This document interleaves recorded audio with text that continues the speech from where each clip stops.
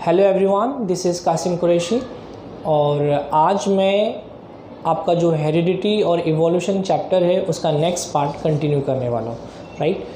और उसमें भी कुछ सिलेक्टेड टॉपिक्स हम लोग आज स्टडी करेंगे, जैसे कि आपका इवोल्यूशन का हमने ट्रांसक्रिप्शन ऑलरेडी स्टडी किया है, ट्रांसलेशन हमने स्टडी किया है, ओके। और ट्रांसलेशन के साथ में ट्रांसलोकेशन भी प्रोसेस एक्सप्लेन हो गया था अपना। आज हम स्टडी करेंगे इवोल्यूशन के बारे में। इवोल्यूशन जो है ये ग्रेजुअल चेंज है, ओके। लाइक सिंपल ऑर्गेनिज्म से कॉम्प्लेक्स ऑर्गेनिज्म कैसे बना और कॉम्प्लेक्स ऑर्गेनिज्म से हायर एनिमल्स, हायर प्लांट्स कैसे बना। तो ये जो कंप्लीट जर्नी है from lower organism up to the higher organism, this entire journey is called as evolution. Evolution को अंडरस्टैंड करने के लिए हमें इवोल्यूशन के एविडेंस स्टडी करना बहुत ज़रूरी है, okay. Let us begin with the evidence of evolution. The first evidence of evolution is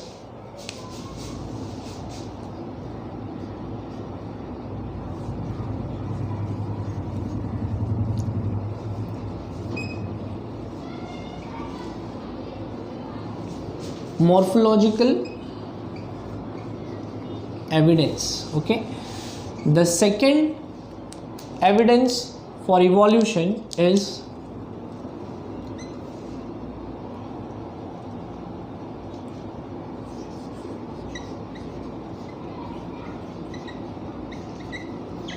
anatomical evidence. The third evolution evidence is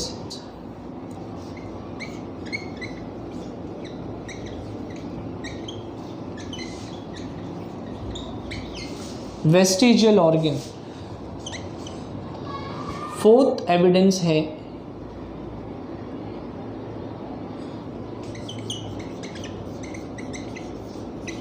embryo,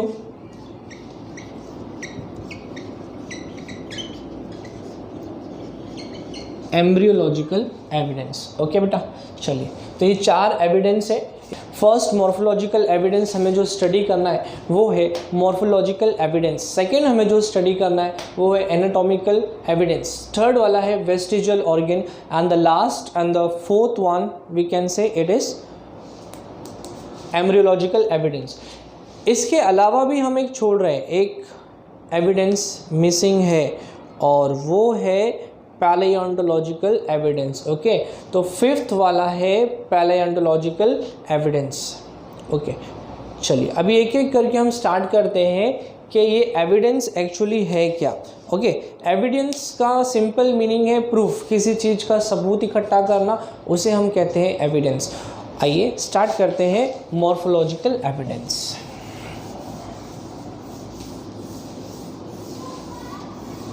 morphological evidence, देखो बेटा, मॉर्फोलॉजिकल एविडेंस जो होता है it shows the similarities in the structure of animal और it may be plant.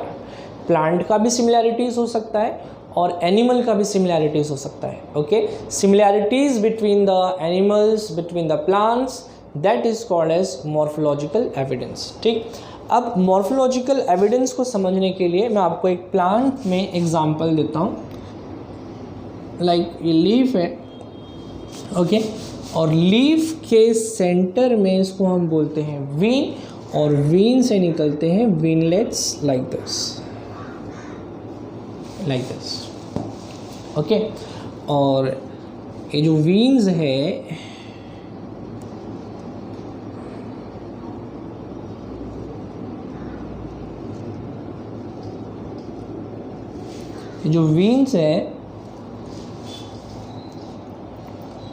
ये जो वीन्स है इसका अरेंजमेंट को हम बोलते हैं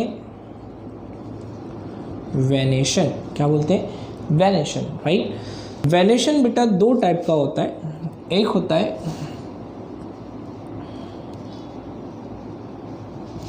रेटिकुलेट वेनेशन और दूसरा टाइप वेनेशन का जो होता है वो है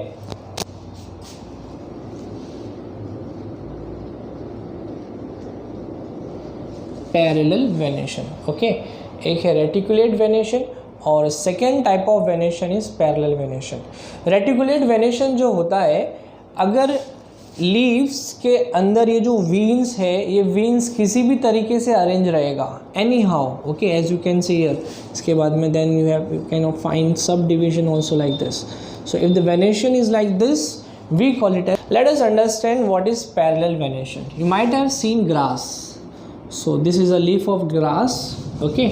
So leaf of grass, they have veins such like, I mean to say they are parallel to each other.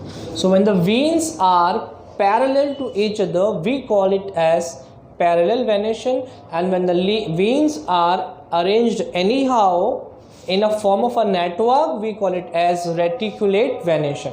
तो आई होप आप लोगों को समझ में आ गया रहेगा कि मॉर्फोलॉजिकल एविडेंस प्लांट्स के लिए क्या है।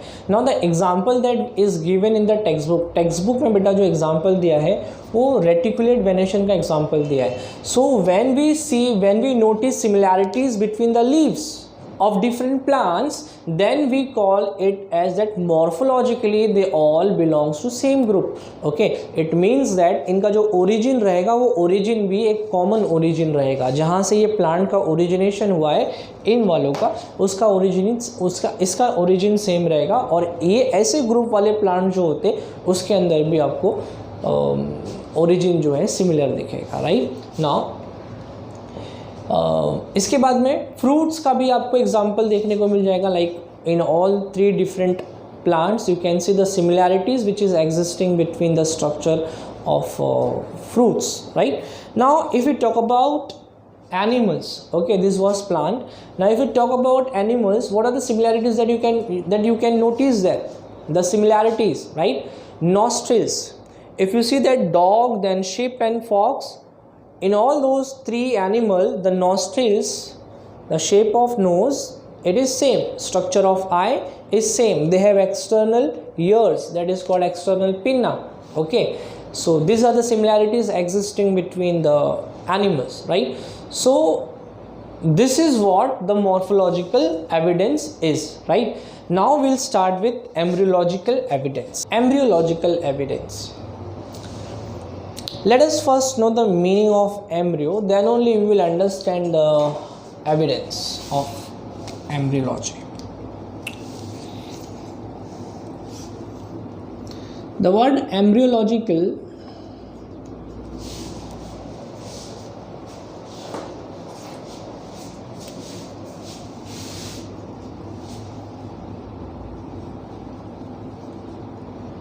holds 2 words. The first is embryo and the second is logy, okay. Embryo and the second one is logy. Now what does this embryo mean?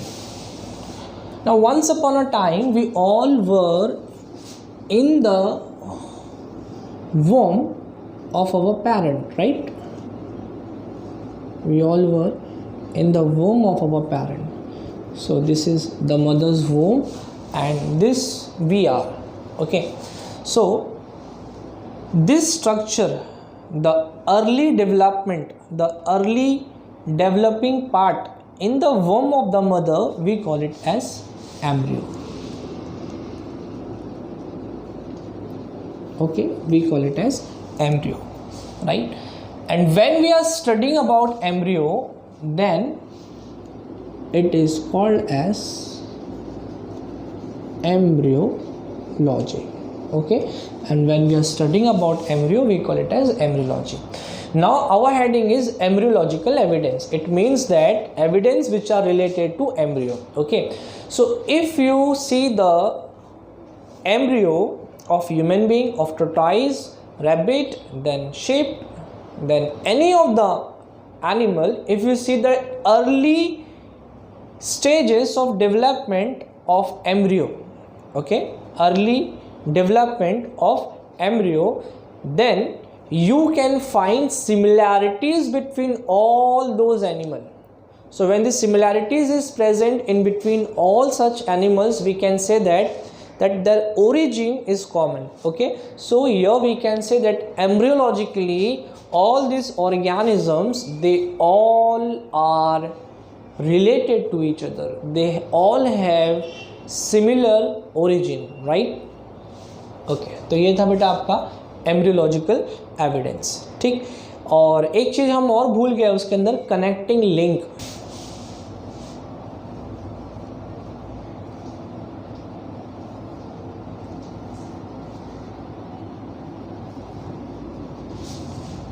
Vestigial organ,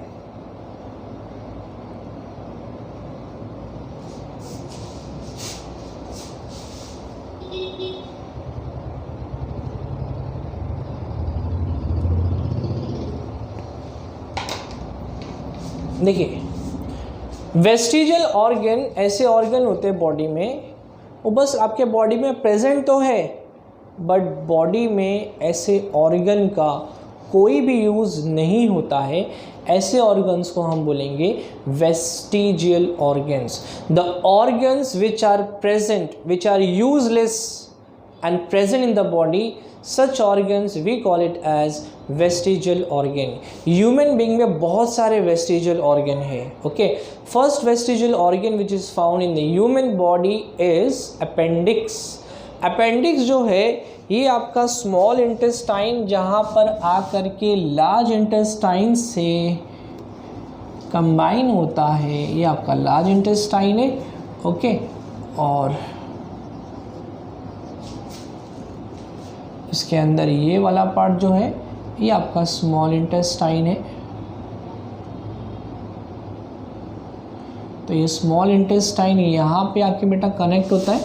okay, और जहाँ पे ये connect हो रहा है, at that place you can find a small outgrowth. Okay, and this small outgrowth is called as vestigial organ। this small outgrowth is called as vestigial organ, right? Body में इसका कोई यूज़ नहीं होता है, ये वेस्टिजियल ऑर्गन है। इसके अलावा वेस्टिजियल ऑर्गन अपना ये जो ईयर पिन्ना है, इसके जो मसल्स होते हैं, ये भी आपका एक वेस्टिजियल ऑर्गन है। ह्यूमन बीइंग में ये जो वर्टिब्रल कॉलम जहाँ पे एंड होता है, उसके लास्ट पे एक बोन होता है, टेल बोन जिसको बोलते हैं, it is called as coccyx. Coccyx, even coccyx जो है, टेल बोन जो है, ये भी आपका वेस्टिजियल ऑर्गन है। ओके, अब ये जो वेस्टिजियल ऑर्गन है इसका कुछ यूज़ नहीं है, तो फिर क्यों प्रेजेंट है? तो देखो जैसे जैसे हम ओरिजिनेट हुए हैं, ओके, ये अपना एंसेस्टर को डायरेक्ट करता है। ऑल दिस वेस्टिजियल ऑर्गन हमसे पहले वाले जो ऑर्गेनिज्म थे, for example if I take coccyx, तो मंकीज़ में कॉकिक्स एक लॉन्ग बोन होता था and that long bone was actually their tail. But जैसे ह्यूमन बीइंग उससे इवॉल्व हुआ, तो ह्यूमन बीइंग में तो टेल का कुछ काम है ही नहीं। सो व्हाट विल हैपन, ये जो टेल मंकी का था ये स्लोली छोटा हुआ during the process of evolution, और लास्ट में उसका एक रिमेन रह गया, that is called coccyx. Okay, so we all shows presence of coccyx. It has no use in the body, but it shows the hierarchy system from where we are originated, or any of the organ, any of the vestigial organ present in any of the body will indicate its hierarchy of evolution। hierarchy का मतलब होता है किस pattern में, किस direction में, किस animal से वो इवॉल्व हुआ है, उसे हम बोलेंगे इवोल्यूशन, राइट। सो इसके बाद में और भी टॉपिक्स हैं। अगर इस चैप्टर का आपको पूरा एक्सप्लेनेशन चाहिए और पूरे साइंस का एक्सप्लेनेशन चाहिए, या फिर अगर आपको मैथ्स का एक्सप्लेनेशन चाहिए, आप ऑनलाइन एडमिशन ले सकते हैं। टाइमिंग इसका वेरी करता है, मॉर्निंग बैचेस भी है, इवनिंग बैचेस भी है। आपको जैसी सहूलत रहे, as per your comfortable zone you can enrol your admission, right. Now fees वगैरह जो भी कुछ है उसका मैं यू कैन एनरोल। मुझे कांटेक्ट करने के लिए आप 8652408057 ये मेरा कांटेक्ट नंबर है। आप इस ऑफिस के कांटेक्ट नंबर पे आप कांटेक्ट करके मालूम कर सकते हो और डिटेल्स, राइट। आप विजिट कर सकते हो www.kasimsir.com, यहाँ से भी आपको इन्फॉर्मेशन मिल जाएगी। Hello everyone, hope you all are enjoying my lectures. और लॉकडाउन में तो और मज़ा आता रहेगा लेक्चर्स देखने के लिए, क्योंकि जहाँ पे सारी चीज़ें बंद हैं हम अवेलेबल हैं आपके साथ आपको एक्सप्लेन करने के लिए। इस चैप्टर की कंप्लीट एक्सप्लेनेशन के लिए, और इस चैप्टर ही नहीं कंप्लीट साइंस और मैथ्स के लिए पूरे साल में ट्यूटोरियल्स देने के लिए रेडी हूँ। ऑनलाइन सेक्शंस आप ज्वाइन कर सकते हो। ऑनलाइन सेक्शंस ज्वाइन करने के बाद में आपको डिफरेंसेस पता चलेगा कि आप में स्टेप बाय स्टेप क्या इम्प्रूवमेंट हो रहा है, और आपके अंदर एक सेल्फ कॉन्फिडेंस आएगा कि नहीं मैं भी मैथ्स और साइंस में 90% के ऊपर लेके आ सकता हूँ। 90% स्कोर करना कोई बड़ी बात नहीं है। ओके, अगर आप सच्चे दिल से और लगन मेहनत से स्टडी करोगे, अगर आपके अंदर वो सेल्फ कॉन्फिडेंस बिल्ड हो गया ना एक बार, तो आप 90% लेके आ सकते हो। ओके, तो अगर आपको ऑनलाइन सेक्शंस मेरे ज्वाइन करना है पूरे टेक्स्ट बुक एक्सप्लेनेशन के लिए, साइंस 1, साइंस 2, मैथ्स 1, मैथ्स 2, आप मेरे व्हाट्सएप नंबर पे कांटेक्ट कर सकते हो। व्हाट्सएप नंबर है 8652408057, या फिर आप मेरे वेबसाइट www.kasimsir.com पर भी विज़िट कर सकते हो। Thank you.